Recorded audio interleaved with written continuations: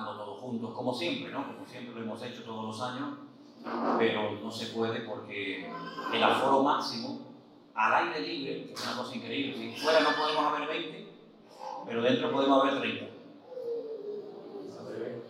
Es una cosa extraña, ¿no? Me imagino que habrá más seguridad fuera, que sale todo por los aires que en un sitio cerrado, pero bueno, estas son las normas que ponen nuestros dirigentes, ¿no? Que Dios los bendiga. Y en esta mañana el motivo principal por el que estamos aquí es para poner en práctica un mandamiento de la palabra de Dios. ¿Cuántos han traído la Biblia? Bueno, si no la han traído, yo les voy a leer una porción. Los que la hayan traído, busquen por favor en el Evangelio de Mateo, el último capítulo del Evangelio de Mateo. Encontramos unas palabras muy interesantes de Cristo después de la resurrección. Los evangelios nos hablan mucho acerca de lo que hizo el Señor durante su ministerio. Pero también los evangelios nos relatan todos, claro, que es algo tan importante, su muerte, su crucifixión, y también todos los evangelios nos hablan acerca de su resurrección. Pero unos más que otros nos hablan acerca de lo que hizo durante el tiempo que estuvo con los discípulos antes de volver a la presencia del Padre durante 40 días. Y hay una aparición de Cristo que se lleva a cabo en el norte de Israel, concretamente en Galilea. De hecho, la mayoría, o por no decir todos, los discípulos del Señor Jesucristo eran de Galilea. Y entonces el Señor les había dicho que fueran a Galilea, que allí les daría una serie de instrucciones y de mandamientos y compartiría con ellos una serie de cosas importantes. Allí fue donde se produjo la restauración de Pedro. ¿Se acuerdan? Aquel discípulo que había negado al Señor Jesucristo. Cuando el Señor va a Galilea, se lo encuentra pescando junto con Juan y le pregunta aquello de: ¿habéis pescado algo? ¿Os acordáis la historia, no? No, maestro, no hemos pescado nada. Toda la noche lo hemos intentado, pero no hemos pescado absolutamente nada. Bueno, pues echar la red a mano derecha y dice la Biblia que se produjo una segunda pesca milagrosa realmente espectacular. Y es entonces cuando el Señor le pregunta a Pedro: Pedro, una cosa, ¿tú me amas? Vamos a ir al grano. ¿Tú me amas, Pedro? Y bueno, todos conocemos el resto de la historia. Pero estando allí en Galilea, en la zona norte del país, como ya digo, pues ocurre esto que les voy a leer a continuación. En Mateo capítulo 28, a partir del versículo 11, la palabra del Señor dice así: mientras ellas iban, he aquí algunos de la guardia fueron a la ciudad e informaron a los principales sacerdotes de todo lo que había sucedido. Y después de reunirse con los ancianos y deliberar con ellos, dieron una gran cantidad de dinero a los soldados diciendo: decid esto, sus discípulos vinieron de noche y robaron el cuerpo mientras nosotros dormíamos. Esa era la gran mentira que los soldados tenían que decir cuando le preguntaran: ¿pero resucitó o no resucitó? ¿Qué pasó allí? Bueno, ustedes digan que los discípulos robaron el cuerpo. Así que hay que tener más fe para creer que los discípulos se van a enfrentar con los soldados romanos con un cuerpo muerto. Si no tuvieron valor para defenderlo cuando estaba vivo, se van a jugar la vida, ahí se llevaron muertos. Pero bueno, esto es lo que dice la Biblia, ¿no? Y si esto llega a oídos del gobernador, nosotros le convenceremos y os evitaremos dificultades. Versículo 15. Ellos tomaron el dinero e hicieron como se les había instruido. Y este dicho se divulgó extensamente entre los judíos hasta hoy. Es decir, que si a cualquier judío le preguntabas la versión de lo que había sucedido en su época, te dirían: no, lo que pasó es que los discípulos robaron el cuerpo del maestro y entonces después divulgaron por todo el mundo que él había resucitado, lo cual era falso. Bueno, pero los 11 discípulos se fueron a Galilea, al monte que Jesús les había señalado. Cuando le vieron, le adoraron, mas algunos dudaban. Y yo, cada vez que leo esta porción, me pregunto: ¿cómo es posible que todavía algunos discípulos a estas alturas, después de todo lo que habían visto, después de las apariciones que había hecho el Señor para demostrarles que Él no era un fantasma ni un impostor, sino que él verdaderamente había resucitado. ¿Cómo es posible que la Biblia diga que todavía algunos dudaban? Pero ¿qué más necesitaban para creer que verdaderamente la resurrección se había producido? Bueno, pues es increíble, pero esto es lo que relata la palabra, que algunos todavía dudaban. Pero dice en el verso 17, cuando le vieron, le adoraron, aunque algunos dudaban, y acercándose Jesús les habló diciendo, toda potestad, todo poder, toda autoridad me ha sido dada en el cielo y en la tierra. O sea, ya no hay límites para el Hijo de Dios. Tanto en el cielo como en la tierra, a partir de ahora, después de su muerte y de su resurrección, todo está bajo sus pies. Todo está sometido a su autoridad y su poder. Todo, tanto en el cielo como en la tierra. Y ahora les da un mandamiento extraordinario y les dice, id y haced discípulos en todas las naciones. Marcos, por ejemplo, dice, id por todo el mundo y predicar el Evangelio. Lo que le llamó la atención a Mateo es que no solamente tenían que ir a otras naciones, lo cual para nosotros es normal, ir por todas partes predicando el Evangelio a todo el mundo, pero que para ellos era algo realmente novedoso, algo que les tuvo que impactar enormemente, porque salir de mi tierra, salir de mi país, salir de Israel, de mi cultura, de mis tradiciones, de mi gente, a otras naciones a llevarles este mensaje, como que no. Daros cuenta, por ejemplo, cuando el apóstol Pedro va a la casa de Cornelio, él dice aquello de, vosotros sabéis cuán abominable es para un judío entrar en la casa de un gentil. Y ahora no solamente tengo que ir a los gentiles de mi país, sino que tú me ordenas a ir por todo el mundo llevando el Evangelio y además no solamente llevarles la buena nueva de lo que ha sucedido, sino convertirlos en discípulos, es decir, reproducirnos en ellos y que ellos sean exactamente igual que nosotros, discípulos, no solamente seguidores, sino discípulos, gente bajo tratamiento, gente bajo la disciplina, bajo la cobertura del Señor. Y hacer una persona o convertir a una persona en discípulo, pues lleva un tiempo. Es decir, que no solamente tengo que ir, dejar mi ciudad, mi tierra, mi familia, mis tradiciones, mi gente, etc., sino invertir de mi tiempo para convertir a la gente que logremos alcanzar con el Evangelio en discípulos. Y como mínimo, si el Señor invirtió 3 años de su vida en coger a aquellos hombres y convertirlos en discípulos, imagínate lo que le iba a costar a los discípulos hacer discípulos a otras personas. Estamos hablando de invertir años de su tiempo. Vayan, hagan discípulos a todas las naciones, bautizándolos en el nombre del Padre, del Hijo y del Espíritu Santo, enseñándoles a guardar todo lo que os he mandado. Y aquí yo estoy con vosotros todos los días hasta el fin del mundo. ¿Por qué añadirá o por qué habrá añadido el Señor después del mandato de ir, de hacer discípulos, de bautizarlos? ¿Por qué habrá añadido la promesa de he aquí yo estoy con vosotros todos los días hasta el fin del mundo y terminar el Evangelio diciendo amén? Por una sencilla razón, porque era jugarse la vida, salir de la frontera, salir de lo conocido para adentrarse en otros países, en otros pueblos, en otras culturas. Y van a sentir el rechazo, la persecución, ¿verdad? Los celos, la envidia, la muerte. ¿Y cómo se van a enfrentar a todo eso, a esa oposición? Pues con la presencia del Señor Jesucristo en sus corazones. Esa es la única manera. Exactamente igual nos ocurre a nosotros hoy en día. Hoy en día nosotros tenemos el mismo mandamiento de hacer discípulos, de llevar a la gente a los pies de Cristo, pero no solamente llevarlos a que conozcan el Evangelio y puedan nacer de nuevo, que eso tampoco cuesta tanto, sino coger a ese hombre, coger a esa persona que ha estado años viviendo de una manera completamente opuesta al Evangelio, enseñarle a hablar diferente, a comportarse diferente, a reaccionar, a pensar de una forma diferente. En otras palabras, a reproducir en él la vida de Cristo. Y claro, en algunas ocasiones pues encontraremos, pues digamos, los brazos abiertos, ¿no? Por parte de gente que quiere cambiar y que quieren agradar a Dios, pero también encontraremos oposición y burla y rechazo, ¿verdad? Pero la promesa que el Señor le dio a ellos sigue siendo exactamente la misma para nosotros. Yo estaré con vosotros todos los días hasta el fin del mundo. Amén.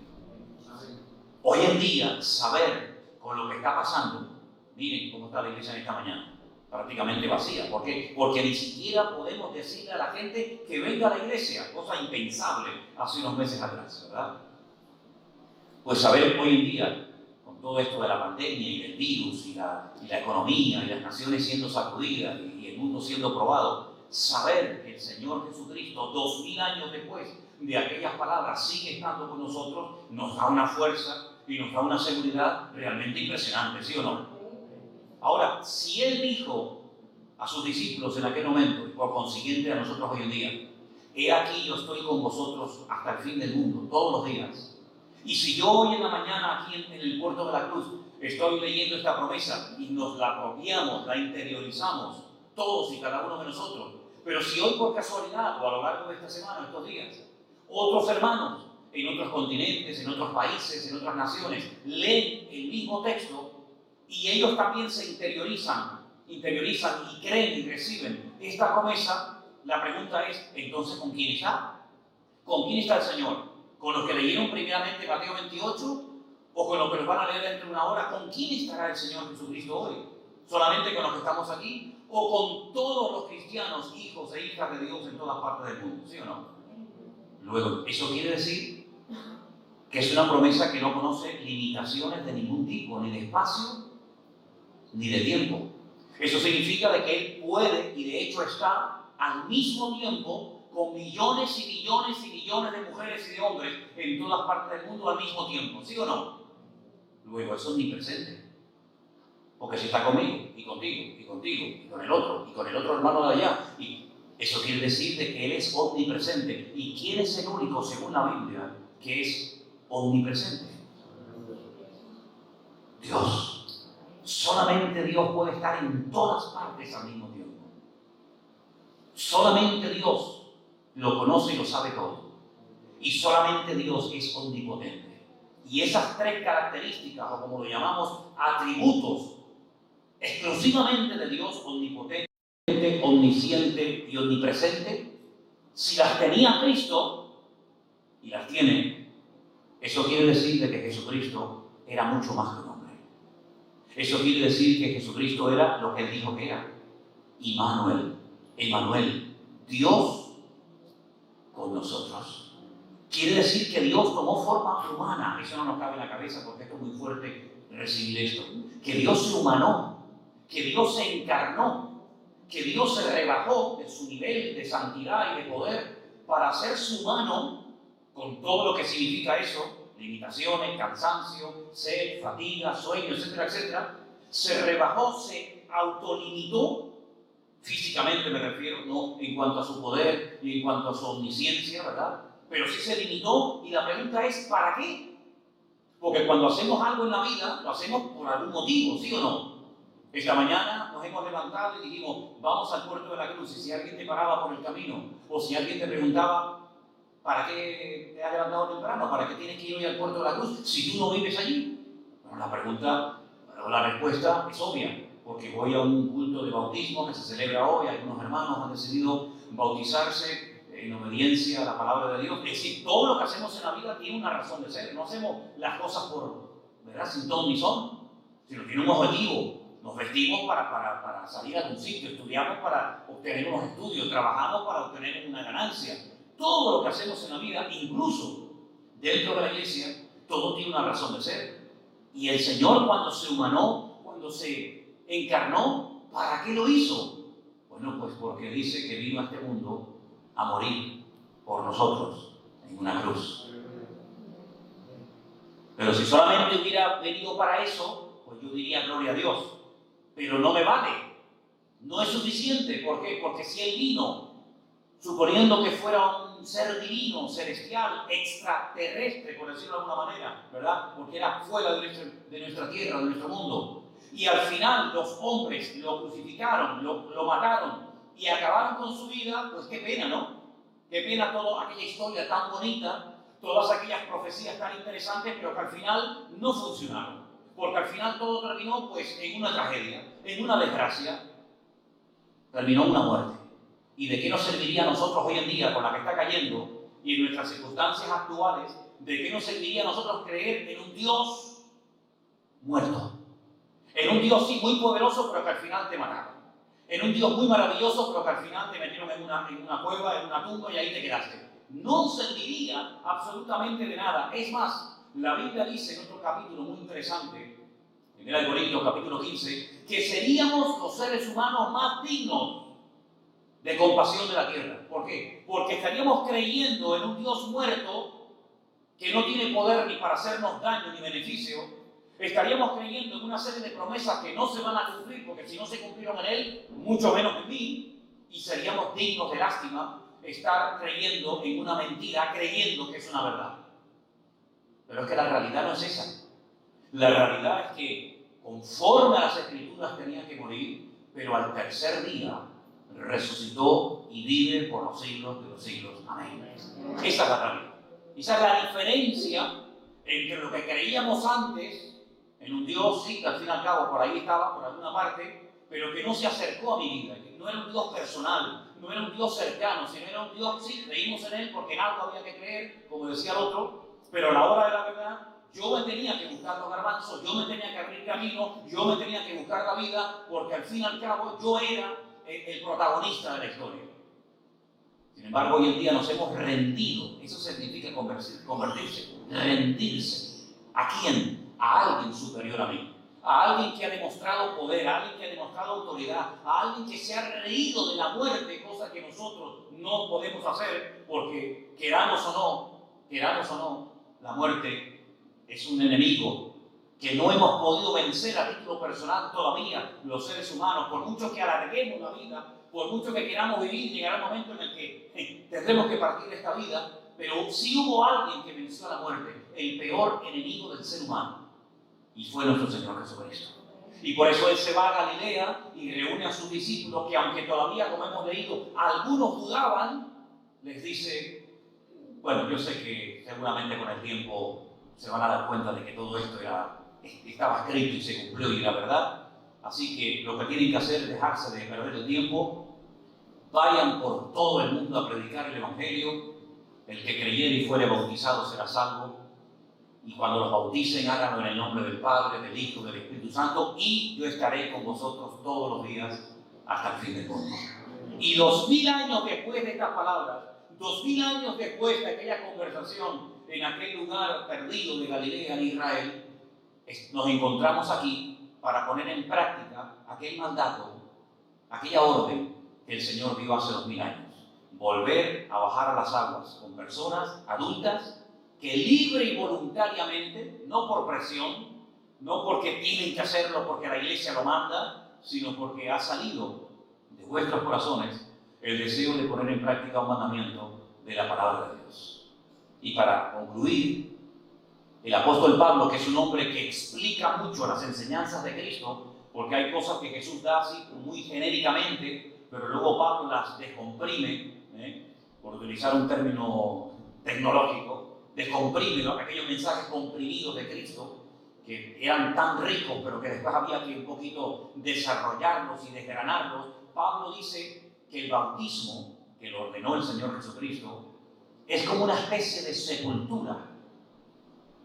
Es una especie de muerte y al mismo tiempo de resurrección. De muerte a un antiguo estilo de vida, a una antigua forma de vivir que me caracterizó y me dominó durante muchos años, a unos más y a otros menos. Y por eso se sumerge a la persona debajo del agua, como se entierra a una persona bajo tierra.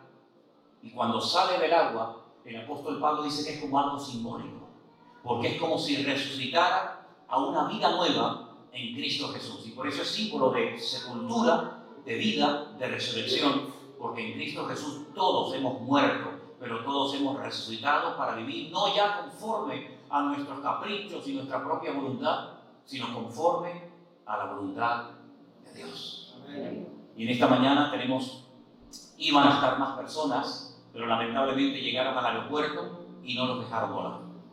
Iba a venir un matrimonio de Estados Unidos, nuestra hermana Carol y su marido Bruce, iban a venir para estar esta mañana aquí, en este acto de bautismo, y mañana íbamos a celebrar una ceremonia para darles una bendición en su matrimonio, y no pudieron venir. Llegaron al aeropuerto y no los dejaron volar. ¿Qué te parece? Iba a venir un hermano también de Italia para estar hoy aquí en el bautismo y tampoco pudo venir.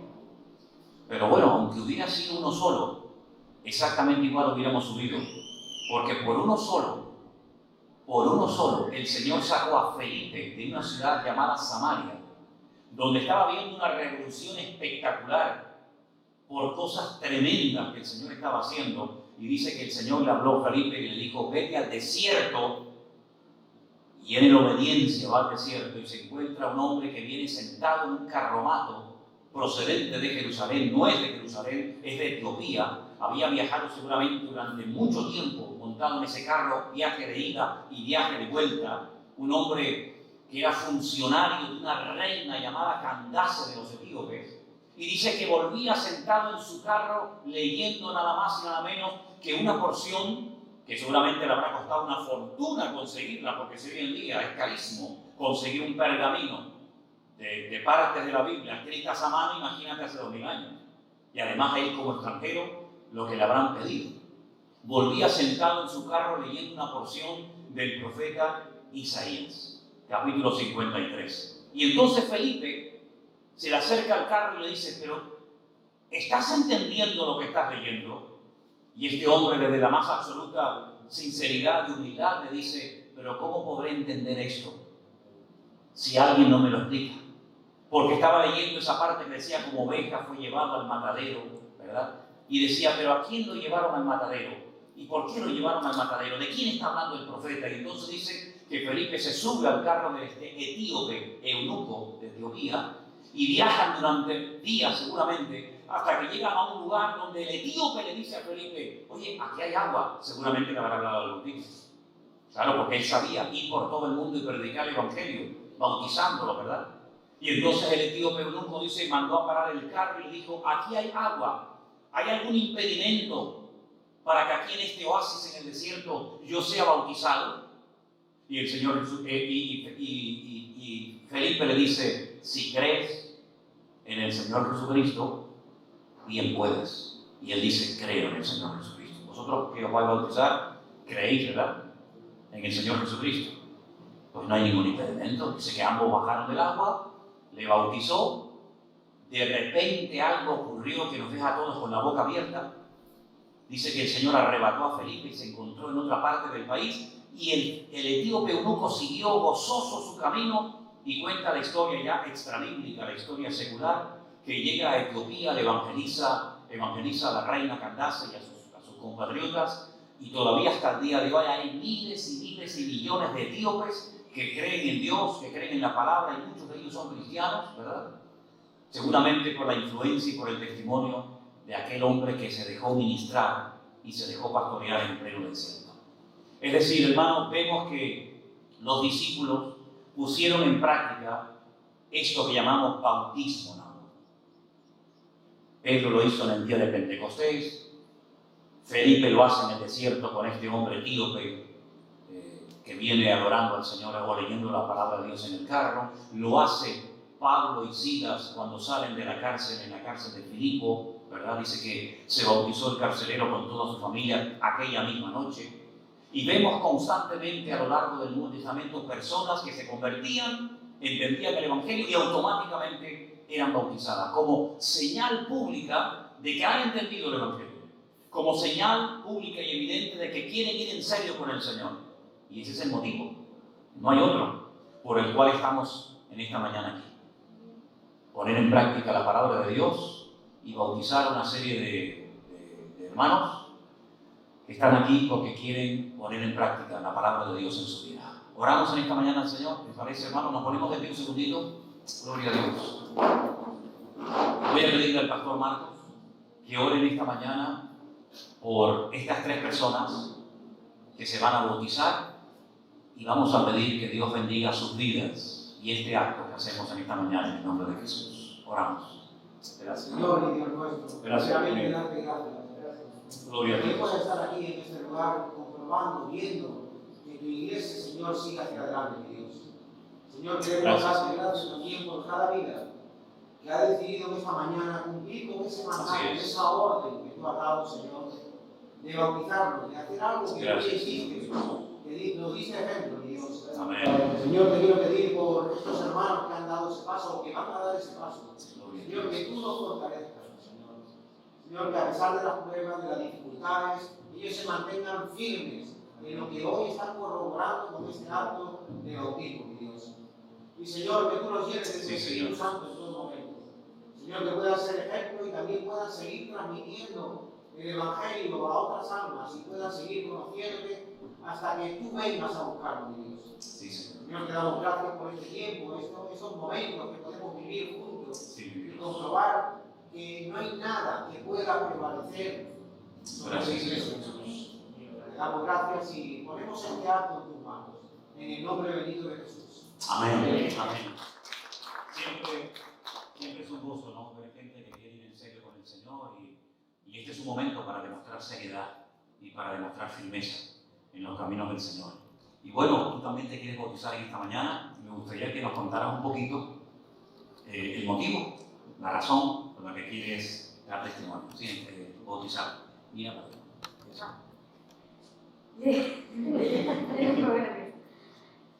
Yo quería demostrar que yo creo en Cristo, que yo de verdad lo quiero admitir en mi vida, porque de hecho me causaba mucha curiosidad porque mis compañeros, tanto de natación como del colegio, me hablaban de que sus padres, sus abuelos, sus tíos los obligaban a bautizarse, que ellos no creían que en verdad existía, pero yo siempre supe que Dios sí existía, que Dios estaba conmigo. Y siempre les hablaba, pero ellos me decían como que no, eso no es verdad, eso seguro es inventado. Pero yo quería demostrarles que yo en verdad creía, yo quería admitir a Dios en mi vida.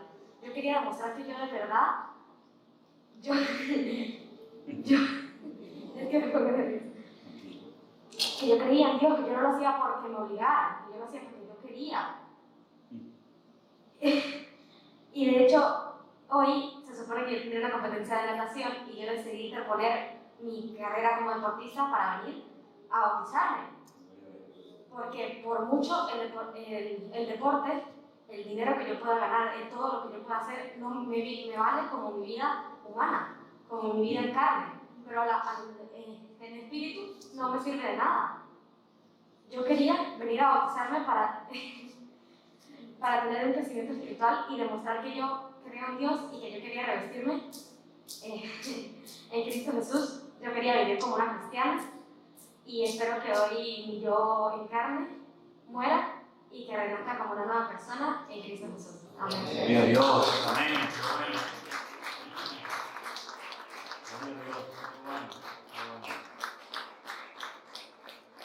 Qué lindo testimonio, ¿verdad?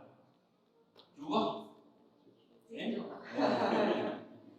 Bueno, para nadie es un secreto que este año ha sido muy duro para todos y todo empezó en el confinamiento. Yo lo tomé como normal desde el principio, pero ya después que fueron pasando los días y el encierro, las niñas, las tareas. Yo me sentí como que muy llena de amargura, frustrada, así. O sea, fueron cosas que no las entendía. Entonces, a través de internet, viendo prédicas y viendo oraciones, empecé como que a interesarme más. Y lo llamo yo reconciliación con el Señor Jesucristo porque yo lo conocí cuando era muy jovencita, así como él. Pero sin embargo me aparté y fueron muchos años apartada. Entonces, en el mes de abril, después del cumple de mi hija grande, empecé como a sentir más la presencia de Dios y a través de mi hermana Ariana y Jocelyn, mi hija estudia con los niños de ella. Y empecé a preguntar a qué iglesia iban ella y eso porque mandaron un video del Día de las Madres. Y yo decía, si es que hay una iglesia, yo quiero ir. Entonces le escribí a Ariana y Ariana me dijo, sí, estás invitada cuando quieras, cuando sea, no sé qué. Y yo empecé a verlos primero por YouTube y después cuando pude asistir. Entonces este año así Dios y Jesucristo me ha puesto pruebas muy, muy fuertes. Me pongo nerviosa. Mi padre falleció en agosto, pero Dios me dio el gozo de que 3 días antes de partir Él recibió.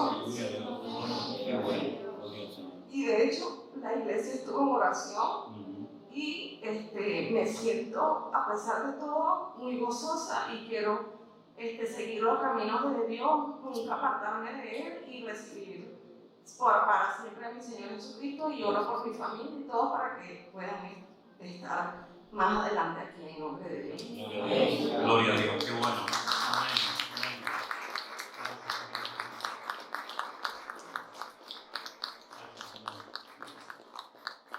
Además me acompaña mañana tu esposo también, ¿no?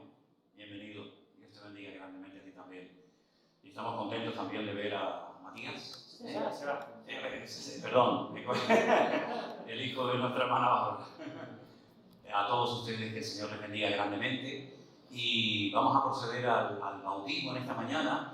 Yo no sé si podemos salir todos fuera o no sé cómo hacer, porque es un poco extraña la situación, y donde nos vamos a bautizar es allí, donde está aquella piscina. Y bueno, usted se tiene que cambiar, supongo, ¿verdad? Ok, entonces vamos a hacer una oración un momentito, nos cambiamos y nos vamos para allá, por lo menos que se van a bautizar, y hasta 20 pueden estar fuera. Entonces vamos a orar en esta mañana y darle muchas gracias al Señor por estas 3 personas, estas 3 vidas que han dado estos preciosos testimonios que quieren ir en serio con el Señor. Señor, muchísimas gracias por este privilegio que nos estás concediendo en esta mañana de poder oír estas vidas, estos testimonios que tú has tocado, Señor, en sus circunstancias, en diferentes momentos y edades. Pero, Señor, los 3 coinciden en que quieren hacer tu voluntad y agradarte en todo. Y también, Señor, estamos contentos de poderlos bautizar en este día. Señor, fortalece su fe y sus vidas, y que nunca jamás se aparten de tus caminos. Y te daremos a ti siempre toda la gloria y la honra en el nombre de Jesús. Amén. Bueno, hermanos, ha llegado el día en el que estos hermanos han decidido poner en práctica este mandamiento tan importante de la palabra, como es bautizarse en el nombre del Padre, del Hijo, del Espíritu Santo, dando testimonio de su conversión, dando testimonio de su seriedad en Cristo y de su profundo y genuino deseo y anhelo de serle fiel y de obedecerle y seguirle todos los días de su vida. Ya hemos escuchado los testimonios, hemos escuchado los motivos que impulsan a estos hermanos a seguir al Señor y a bautizarse. Así que vamos a comenzar contigo en esta mañana, con Reina, ¿sí? Y lo vamos a hacer con sumo gozo en el nombre del Padre, del Hijo y del Espíritu Santo. Amén, aleluya. Fuertes aplausos al Señor. Gloria a Dios. Amén, amén. Ya, por ahí si quieres, para que no pase más frío. Gloria a Dios. Qué buen testimonio, ¿verdad? Cómo el Señor utiliza las circunstancias, en este caso el tiempo del confinamiento, y fue a través de internet que ella volvió otra vez al Señor, se reconcilió con el Señor, y esto es un motivo de alegría tremendo, ver cómo a pesar de circunstancias a veces duras y difíciles, el Señor las utiliza para que volvamos a sus caminos y nos reconciliemos con Él. Y no solamente ella se ha vuelto otra vez a acercar y a reconciliar con el Señor, sino que además hoy también quiere bautizarse antes de que finalice este año. Y lo hacemos con alegría, con gozo, en el nombre del Padre, del Hijo y del Espíritu Santo. Amén. Gloria a Dios. Aleluya. Gloria a Dios. Qué bueno. Si quieren salir o quieren aguantar el frío, como quieran. Gloria a Dios. Bueno, también hemos escuchado en esta mañana el testimonio de Alfredo, que quiere ir en serio con el Señor, poner en práctica todo lo que reciba de parte del Señor. Y se empieza primeramente poniendo la base, ¿verdad? Y después el techo. Y Él ha puesto la base en su vida, como la de todos nosotros, es Cristo, es su palabra. Y en su palabra encontramos que el Señor ordena que en obediencia a su palabra, sometidos a Él, nos bauticemos. Y lo hacemos en esta mañana también con alegría, Alfredo, en el nombre del Padre, del Hijo y del Espíritu Santo. Amén. Gloria a Dios. Amén. Fuertes aplausos a nuestro Dios. Aleluya. Mandamos un saludo a todos los hermanos que nos están viendo de diferentes partes del mundo en esta mañana. Estamos gozosos, estamos contentos de que ustedes estén siguiendo esta retransmisión. Es un bautismo un tanto atípico porque nunca habíamos bautizado con las mascarillas, pero estamos gozosos y alegres porque el Señor nos ha dado el privilegio de poder bautizar en esta mañana a unos cuantos hermanos. Que Dios les bendiga y les mandamos un saludo para todos ustedes. Bendiciones.